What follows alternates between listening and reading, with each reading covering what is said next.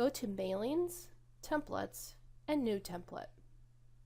There are over 20 different templates to choose from. You'll be customizing them with your chosen colors and banner image. Give your template a name, something that describes the design or the newsletter it represents. Description is optional, but helpful if you plan to have several designs with similar looks. Next to the options, first is the banner image. 600 pixels wide is the standard for emails, so all of our templates are set to that size. You'll need to upload your banner at that 600 pixel wide size. You can upload your banner image now or choose an image from your image gallery already uploaded. Banner background color. This is the color that is behind your banner image. You will see the hex code color. If you know your hex code color, you can enter it in the box. Otherwise, you can choose from your color palette. Background color. This is the color that will surround the main content of your mailing. Message background color. This is the section where all of your content goes. Default font. The font will be set as a font family. The fonts listed are supported by all email clients as a fallback system. If the browser does not support the first font, it tries the next font, and so on. Font color. Choose which color you want your fonts to be. Message font size. Markavolt uses the relative font size, which sets the size relative to surrounding elements and allows a user to change the text size in browsers. A 2 is equivalent to a 12 point in what you're used to using. Header and footer font color. This needs to be legible over the background color we chose earlier. Select a footer image. This is optional. Use the same rules as a banner image at 600 pixels wide or smaller.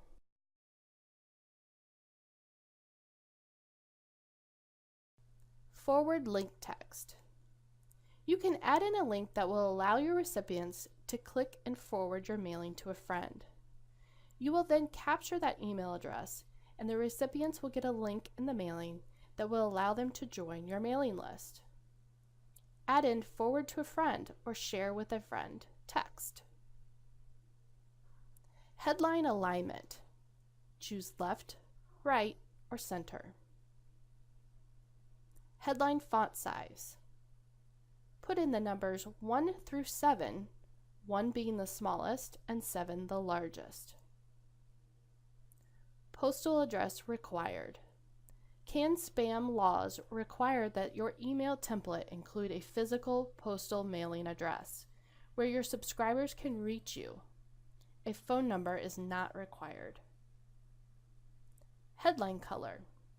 Choose the color you would like your headline to be. Save the template and you will see a preview of the design where you can choose to edit, delete, view template, copy, and create mailing from the template. There are areas you'll probably be using the most are to go to the Mailings, New Mailings tab.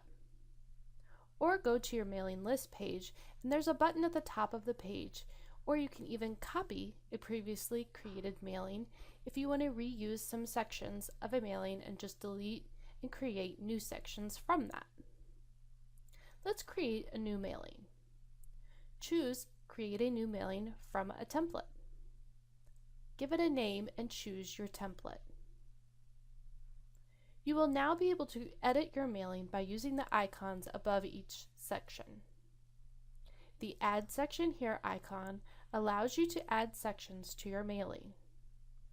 We usually advise our users to create their mailings in sections, so you can utilize the Copy Mailing option and use the blue arrows to move stories up or down in order of importance. You can use the red X to delete sections you no longer need. The pie chart icon is an add-on, so you may not see this in your account, but it's our dynamic content button that allows you to specify a section only to be sent to certain characteristics in your list. So for example, with Acme Ink, we could create this mailing to my entire list and have a custom section go out to new customers with a sales pitch. Lastly, there's a pencil icon that will take you into each section to edit. Characteristics are tags or categories that you can apply to a recipient. Go to the Recipients tab and drop down to Characteristics.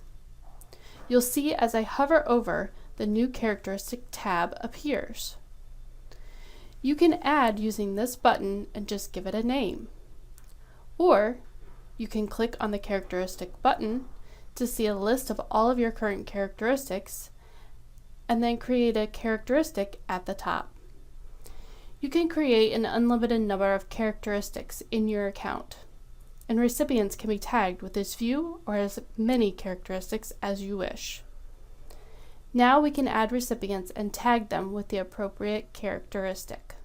We'll demonstrate the basics of list uploads with Acme Ink's customer list.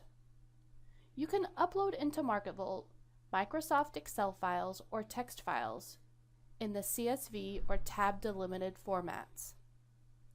To upload a list into MarketVolt, you must first save to your computer a spreadsheet or text file with the data you wish to upload. Make sure the fields that you're wanting to upload already exist. The first row of your file must have field names, and the file must have an email address field. All other fields are optional.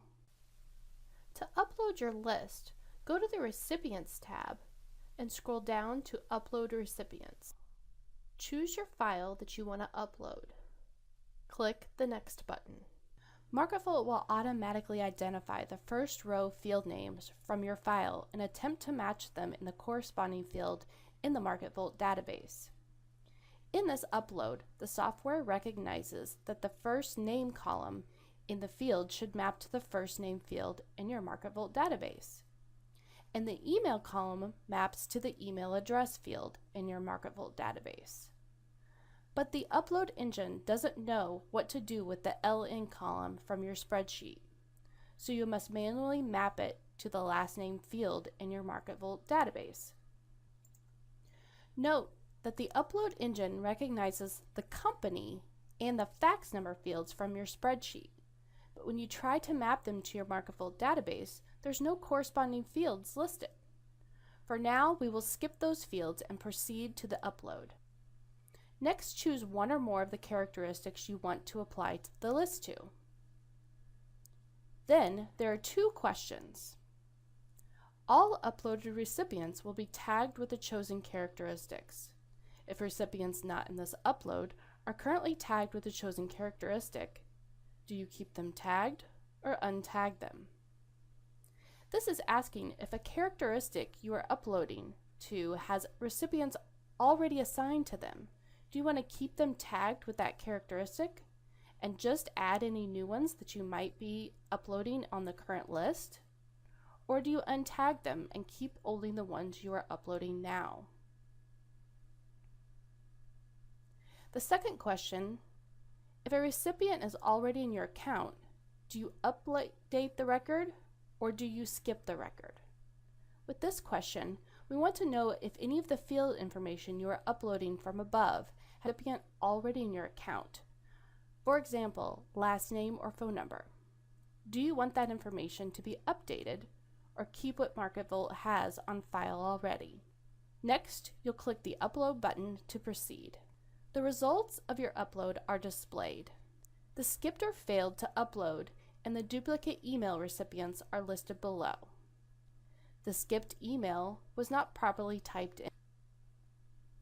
You can choose which one of the duplicate emails you want to keep by clicking on the radio button of the duplicate you want to keep. If you are ready to send your mailing, click the Send link. In the first section, the header, choose your subject line. The sender name, this is usually the person's name who's sending it, or a company name. And with both of these, you can include the hashtag or number sign to merge in a recipient field. Put in your reply to email address. Notification addresses. This field is optional, but if used, will send the recipient an email that this mailing has been set up and ready to send. It includes date, time, recipient number, etc. Description text for social networking shares and image for social networking shares are optional and only needed if you include the social shared link. Click to choose delivery time. Choose the one-time send. Click in the box to choose your date and time. Click to choose recipients. Click the All Active Recipients will send everyone in your account a mailing. Or you can choose to send a specific characteristic. Click in the box to get your drop-down of tags. If you choose more than one, it will dedupe the list. So if a recipient is in 2 lists, they will only receive 1 mailing. Then there are 2 choices. Send only to recipients currently tagged with the chosen characteristic should only be used if you're sending right away. If you plan to schedule out your send, you should choose to recalculate recipients at time of delivery. If you schedule a mailing on Monday to send Friday, you might add more recipients in between the time you scheduled it and the time it sends. So you'd want the system to perform a new search. The other address box is to include any recipients you may want them to receive the mailing. Click to continue to summary. Review your setup and remember to confirm the schedule. This will take you to the confirmation screen, where you can click to view your scheduled list or preview edit your mailing. Statistics.